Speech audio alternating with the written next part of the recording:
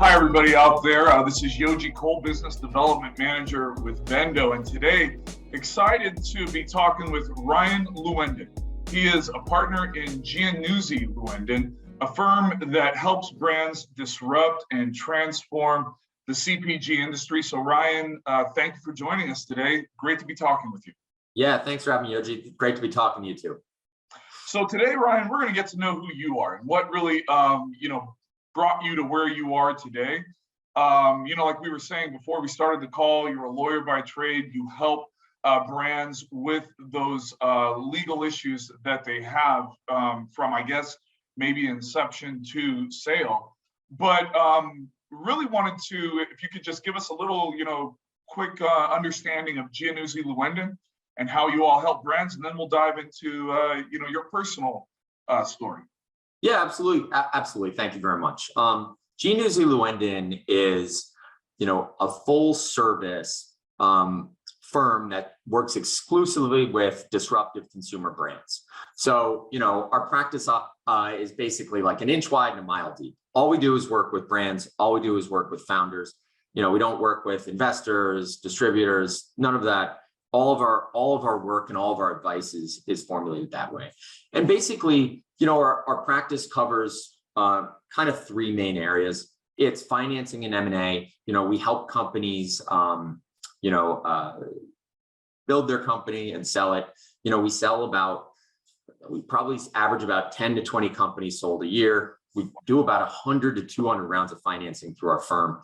And those range from, $100 million rounds of financing to $50 million rounds to $5 million rounds to like a company's initial raise, right? So we are like a real true life cycle firm in that we'll get involved with you early, and we're a partner that you don't outgrow all the way, every step of the way through an exit. And then the other pillar is, so like you raise your money in your fundraise, and then you need to spend it to execute on your plan. We help you with all the spending, right? So as you hire up manufacturers and distributors and brokers, and you hire employees, you need to put your employee incentive plan in together. As you build out your retail locations, you need your commercial leases. As you do sort of your celebrity agreements, and you bring, advertising partners and PR partners in, we help you do all of that. And all of that stuff is with an eye towards, all right, how do you help you solve the problem directly in front of you? But like, how do all of these separate things, how can you negotiate them and put them in a place where when you go to sell the company, or you're going to talk to a sophisticated investor, this manufacturing agreement or this celebrity joint venture is an asset to the business and not a detriment or a slowdown or a hang up or something that's going to knock your purchase price or basically not get you to where you want to be. Right. So, in that sense, people really come to us for, the legal work, but also the downstream vision, right? It's hey, maybe you're doing a $5 million round of financing now, but you want to know how to set yourself up for success in your $50 million round or your $200 million round or your exit. We help you do both because our experience lies in sort of taking you from step A and getting you all to step Z. Yeah.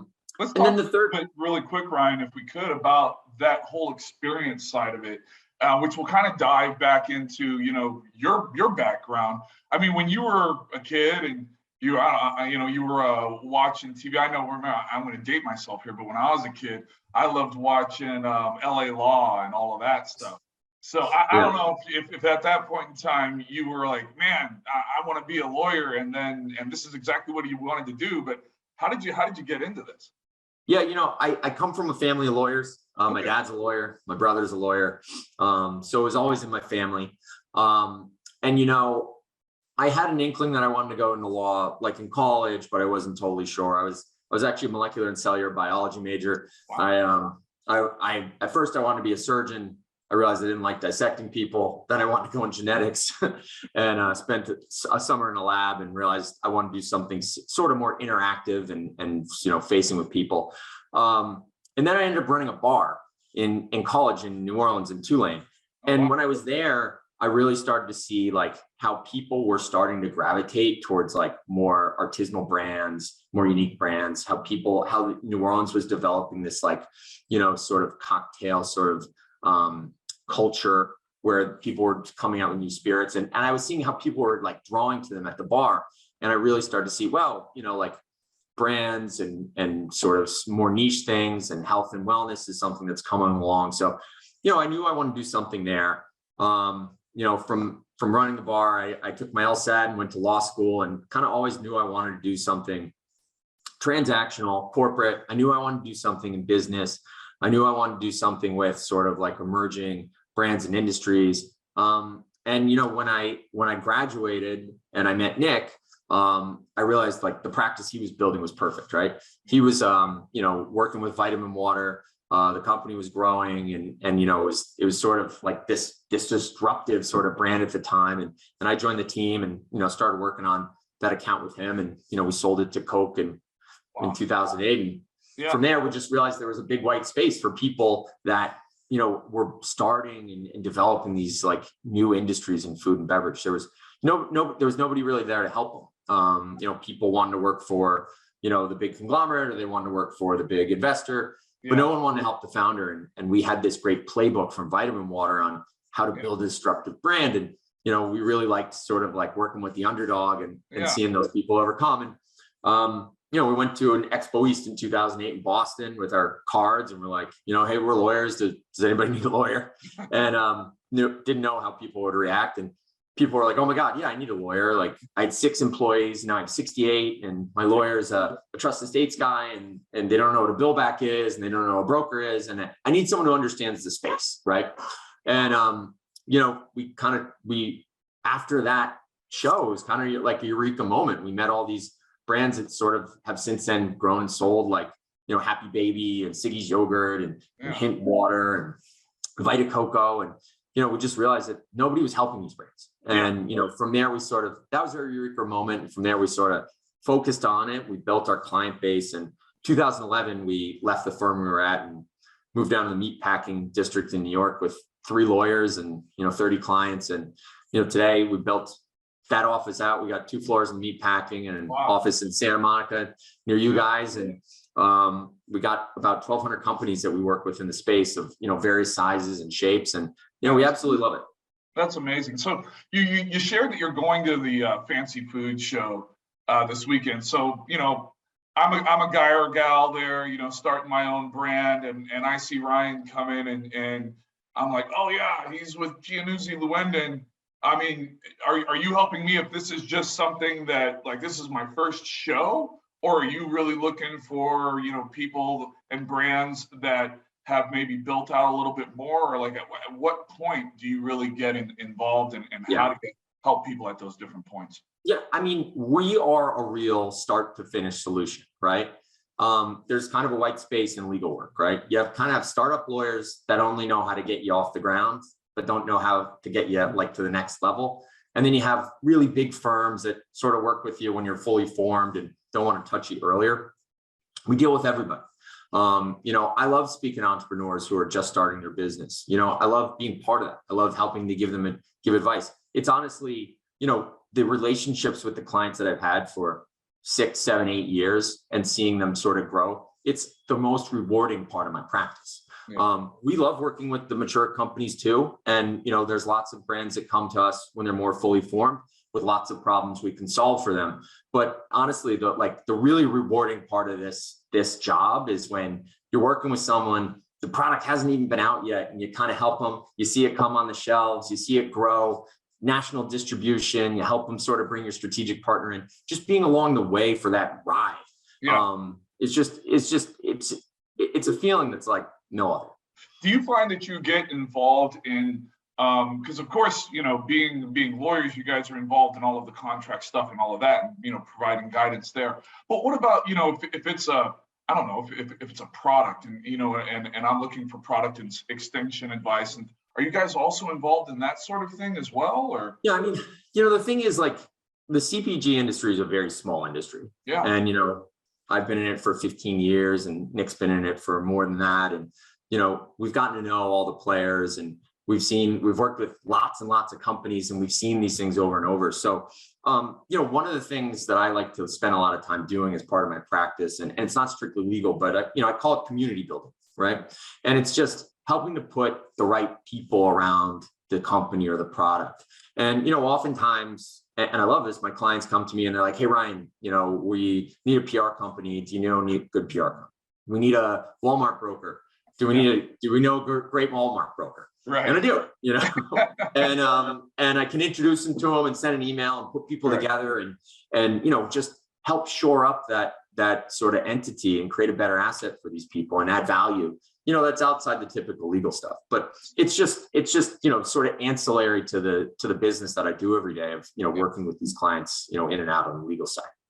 Being in this industry, in the CPG industry for so long, and really being a part of the growth of the overall industry as you're helping these individual brands grow, what are you seeing has changed over the time that you've been in it? Talk a little bit about that. I mean, one of the biggest changes and the shifts, I think, in CPG, since I've been in it, is just sort of like the life cycle of brands and the relationship with the sort of conglomerate acquirers. It's really shifted over, you've seen this big shift over maybe the past 5 or 6 or 7 years where, the acquirers are buying a little later. They're looking for brands to mature a bit more. Profitability is a thing that we talk about early and often, where in 2008 or 9 or 10, that wasn't really something people were looking at. They were looking for top line growth. They were looking for grow as fast as you can. Don't worry about the bottom line, get brand awareness and get acquired. And today that's not really there. Today it's grow your top line and your bottom line sort of responsibly, get your brand awareness. And then the companies that are sort of able to show a profit or at least a great pathway towards profitability are these companies that are sort of selling for these very, very big exits. While companies that can't do that, especially when they get to a certain size, aren't finding the same opportunities as they had before. Right. What are you seeing with regard to digital marketplaces? They're just so, it's so much a part of a brand's growth now. So how have you seen that evolve and how is that, helping or hurting a brand for that eventual sale or buyout?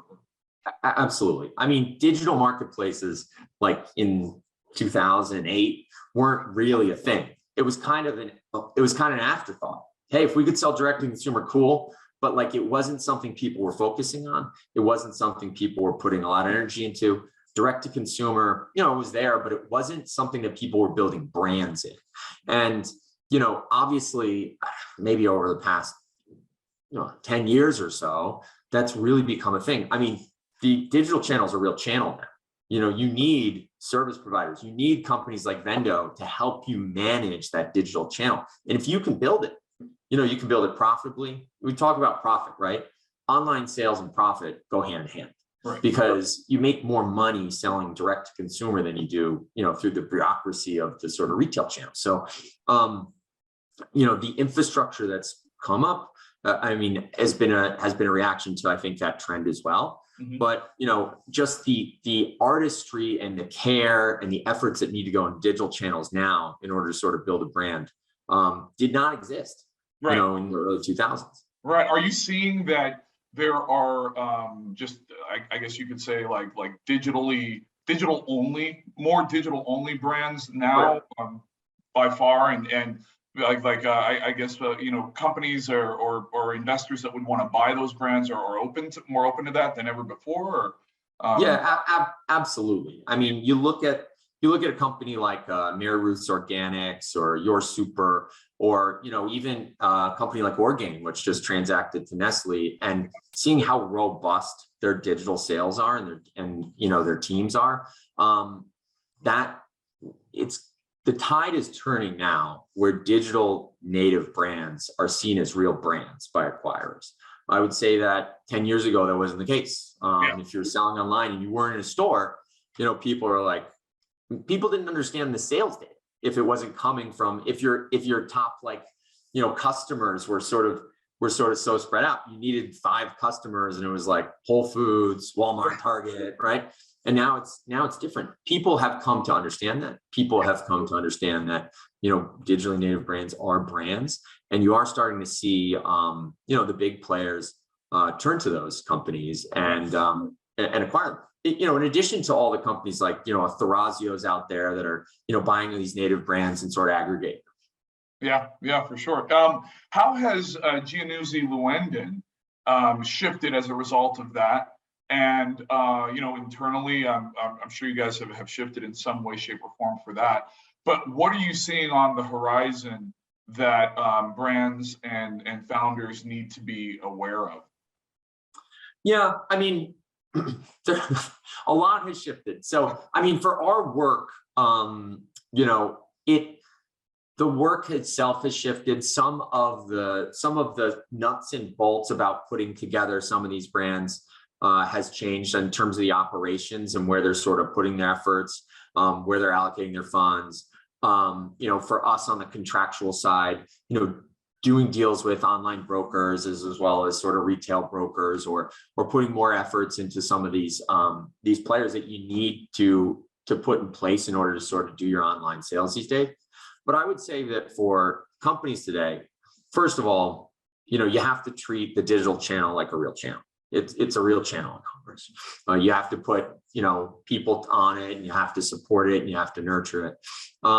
And then, there's a lot of things. There's tax implications, selling on Amazon and where you're doing situs and sort of where those sales are, and whether, sales tax in, Arkansas or not, is a whole issue that is an issue that the IRS is sort of working itself through as we speak, just because, digital sales have just become, so much more prevalent in society.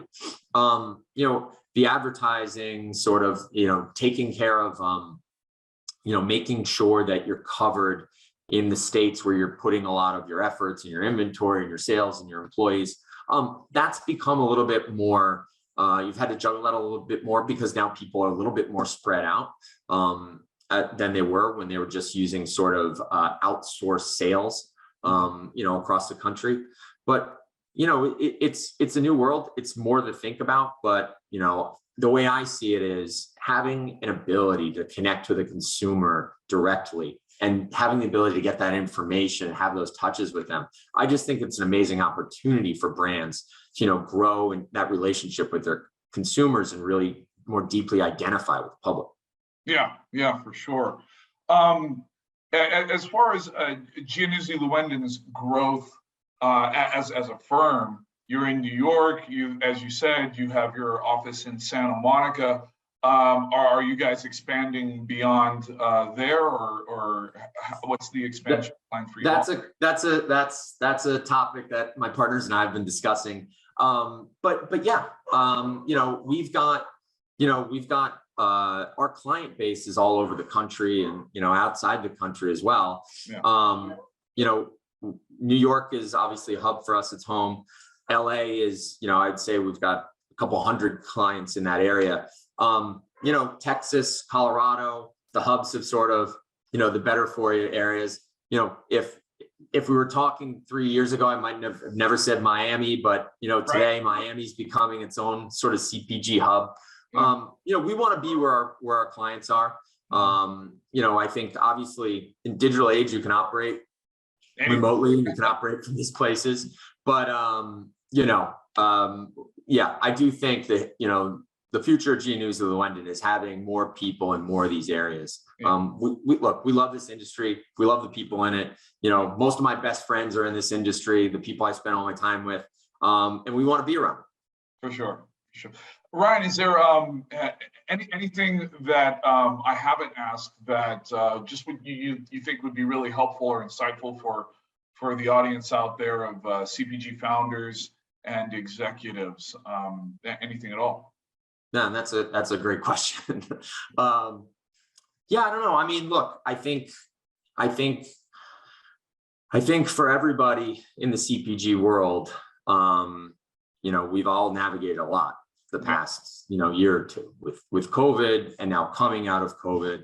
And, I think what anybody should know is that, I'm here for anybody that ever wants to reach out. If you guys have questions, you can get my contact info. But what I love is, especially for new entrants, this is such a collaborative community.